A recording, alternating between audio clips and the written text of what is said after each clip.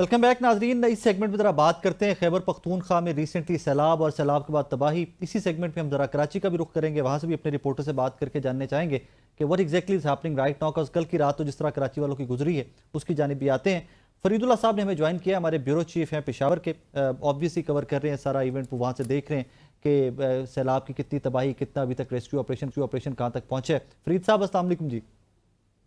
वालेकुम अस्सलाम sir, thank you for your time. मुझे ये बताइएगा कि बुनेर और उन एरियाज में जो इफेक्ट हुए हैं सैलाब से, अब क्या सूरत हाल है? बिकॉज इत्तला तो ये है कि अभी भी कुछ वक्फे से बारिशें वगैरह जारी हैं उन एरियाज में। जी हाँ, बिल्कुल।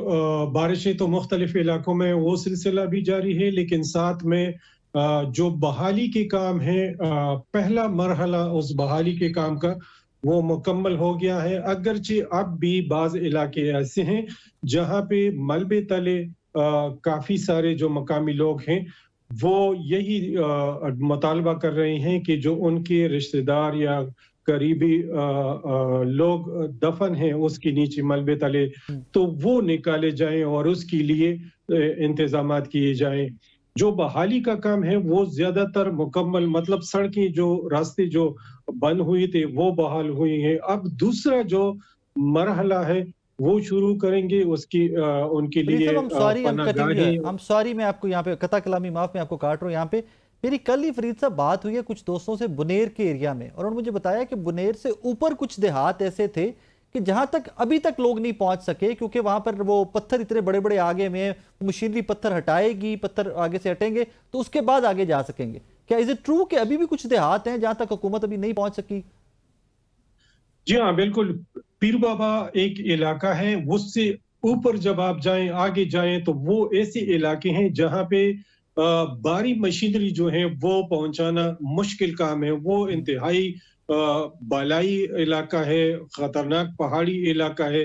और वहां पे मसला सिर्फ ये हुआ कि एक घर गिरा है दूसरी घर पे, और उनकी जो छतें हैं उसकी तकरीबन 6-6 फुट 7-7 फुट वो जो मलबा है, जो रेत है और जो मट्टी है, वो उन घरों में वो दब चुका है। साथ में दुकानें कुछ उस इलाके में जो 6-7 दुकानें हैं रोड के किनारे, जी। उन दुकानों में 6-6 7-7 फुट ये जो मट्टी है, जो सैलाबी पानी साथ लेकर आया है, वो पड़ा है। साथ में बहुत बड़े भारी पत्थर जो वहां पे मौजूद मशीनरी है, उस मशीनरी की बस की बात नहीं है कि वो, अगरचे वहां पे जो मार्बल इंडस्ट्री है या जो कानखनी के वो है मशीनरी है, वो उन्होंने लोगों ने अपनी मदद आप वो ला के उसके जरिए वो उठाने की कोशिश की है। लेकिन बाज इलाके ऐसे हैं जहां तक रसाई जो है, ये खासकर पीर बाबा से आगे जो इलाके हैं, जो पहाड़ी सिलसिला है, वहां पे अभी तक मतलब लोग पैदल जा रहे हैं। तकरीबन 1.5 किलोमीटर आगे फिर आपको पैदल जाना पड़ेगा, वहां गाड़ी वगैरह नहीं जा सकती।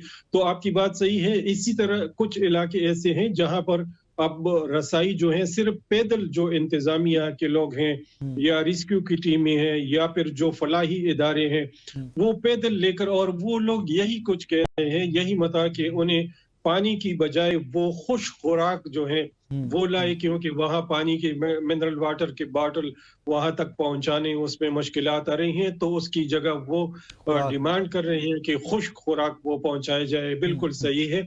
और दूसरा फरीद मरहला साहब, ये भी सबसे, फरमाइएगा कि सवात और सवाबी के क्या हालात हैं? बिकॉज आज ही मैं देख रहा था सवाबी का भी काफी एरिया अफेक्टेड है। जी, सवाबी निस्बतन चूंकि प्लेन एरिया है, ज्यादातर प्लेन एरिया है, वहां पे अगर हम बुनेर और उसकी कंपैरिजन करें तो बुनेर के निस्बतन कम। मुकाबले में स्वात में सवाबी में इस कदर मुश्किलात नहीं है। इंतजामिया भी, दूसरी बड़ी बात यह है कि नौशेरा, मर्दान और जो करीबी इलाके हैं उनकी जो रिस्क्यू टीमें थी, जो ठीक फलाही बात। इदारे थे, वो फौरन पहुंच गए हैं। साथ में जो हॉस्पिटल्स हैं उसमें भी मतलब अद्वियात वगैरह या इसी तरह की रिलीफ के काम जो है वो जल्दी से, मतलब फौरी तौर पर, चूंकि सड़कें खुली थी, रास्ते आसान थे, तो रिलीफ के काम वहां पे एज कंपेयर टू पीर बाबा, बुनेर या स्वात के जो पहाड़ी इलाके हैं वहां मुश्किलात सामने आई हैं। लेकिन सवाबी में निस्बतन एक तो ये है कि वहां पे शहादतें कम हुई हैं, और दूसरी बड़ी बात ये कि रिलीफ का काम तेजी से वहां पर जारी है। अगरचे बुनेर में मुश्किलात सिर्फ ये जो पहाड़ी सिलसिले हैं और दुश्वार गुजार रास्ते हैं उसकी वजह से फरीद मुश्किलात साहब, हैं। बीइंग जर्नलिस्ट, बड़े आई एम श्योर के बड़े टाइम से आप काम कर रहे हैं, सारे खैबर पख्तूनख्वा के मैटर्स को देख रहे हैं, रिपोर्ट कर रहे हैं, इंडिपेंडेंट जर्नलिस्ट होते हैं सर, प्लीज़ मुझे बताइएगा कि खैबर पख्तूनख्वा हुकूमत ने अपनी तमाम तर तवानाइयाँ लोगों की बहाली के लिए, लोगों के दुख दर्द बांटने के लिए, have they done good job और have they done bad job? मेरी नजर में वेरी गुड जॉब, क्योंकि ये इलाके में खुद देख कर आया हूँ। वहां पे इवन की मोमेंट भी बहुत ज्यादा मुश्किल है।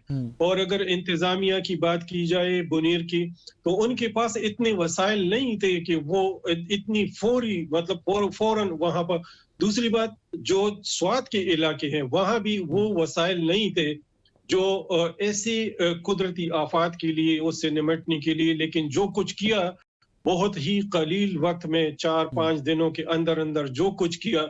वो मिनिस्टर थे, फेडरल मिनिस्टर थे, चीफ मिनिस्टर खुद वहां पे गया, चीफ सेक्रेटरी खुद वहां मौजूद था, इंतजामिया के जितने सारे लोग थे। लेकिन वहां के लोगों के जो हौसले मैंने देखे हैं, आई सेकंड यू जो मकामी लोग। फरीद साहब, थैंक यू, बहुत बहुत शुक्रिया आपके वक्त का। हम दोबारा आपको जहमत देंगे, दोबारा भी आप अपडेट लेंगे, बहुत वक्त का। नाज़रीन, जरा खैबर पख्तूनख्वा से निकलकर कराची का रुख करते हैं, बिकॉज कराची कल से खबरों में है। कराची की यूजुअली एक टर्म है जिसके ऊपर मुझे थोड़ा सा ज़्यादा I want to focus on, कि कराची का इंफ्रास्ट्रक्चर 40 मिलीमीटर बारिश तक का मुतहम्मिल हो सकता है। उसका ड्रेनेज सिस्टम इस काबिल है कि वो 40 मिलीमीटर तक बारिश जो है उसका पानी ड्रेन कर सके। बट कल तो कराची में 200+ मिलीमीटर कुछ लोग कहते हैं कि हुई है बारिश। तो क्या बनेगा जहां पर बार बार MQM की हुकूमत रही, पीपल्स पार्टी पिछले 15-17 साल से बरसरे इक़्तिदार है। तो जरा देखते हैं कि कराची की आज की सिचुएशन क्या है, क्योंकि बारिशें तो आज भी वहां पे हुई हैं। हमारी रिपोर्टर हैं आबिदा खान साहिबा, उन्होंने हमें ज्वाइन किया। आबिदा, अस्सलाम वालेकुम जी। वालेकुम सलाम। आबिदा, कहाँ पर आप मौजूद हैं और क्या सिचुएशन है आज कराची की? कराची की जो गुज़श्ता रोज बारिश हुई है वो उसका सिलसिला तो रात तक जारी रहा, लेकिन सुबह कुछ मकामात पर जो है बूंदाबांदी देखने में आई। लेकिन अभी शाम से जो बारिश का सिलसिला शुरू है कराची के मुख्तलिफ इलाकों में, वो अभी तक जारी है। कहीं पर हल्की तो कहीं पर जो है तेज बारिश का जो सिलसिला है वो अभी तक कराची में जारी है।